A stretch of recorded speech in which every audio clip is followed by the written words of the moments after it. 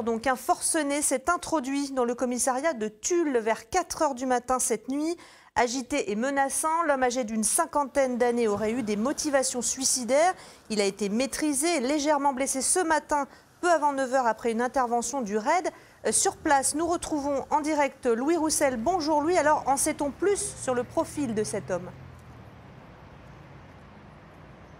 On sait assez peu de choses, Anaïk. Il était effectivement très perturbé psychologiquement. Il avait déjà effectué une tentative de suicide. Vous l'avez dit, il est entré dans le commissariat vers 4 h du matin. Il a été bloqué dans le sas d'entrée. Il menaçait de faire exploser le bâtiment. Pour cela, il présentait une arme, une ceinture d'explosifs qui se sont finalement révélées factices. Il demandait que sa femme vienne sur les lieux. Alors vers 6 h, entre 6 h et 7 h du matin, les hommes du RAID de Toulouse ont mis en place un périmètre de sécurité dans le quartier. Ils ont bloqué tous les accès. Ils sont entrés en contact avec l'individu. L'intervention proprement dite a eu lieu vers 8 h 30. C'est à ce moment-là que les habitants du quartier ont entendu plusieurs déflagrations. Je vous propose d'écouter une des habitantes au micro de Laetitia Théodore.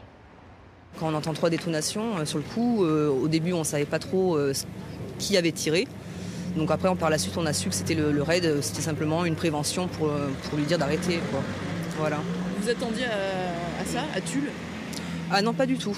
Ah non, là c'est très étonnant, surtout dans Tulle, parce qu'on n'est pas dans une très grande ville, quoi. Alors peu avant 9 h, l'homme a été maîtrisé par les hommes du RAID. Il est sorti du commissariat.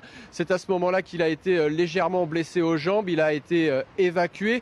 Les hommes du RAID ont levé le périmètre de sécurité. Tout est redevenu quasiment normal dans le quartier. Les enquêteurs sont à l'intérieur du commissariat pour effectuer les constatations. Une enquête pour atteinte aux personnes a été ouverte par le procureur de Tulle qui donnera une conférence de presse cet après-midi pour donner plus de détails sur cette affaire. L'enquête est confiée au SRPJ de Limoges.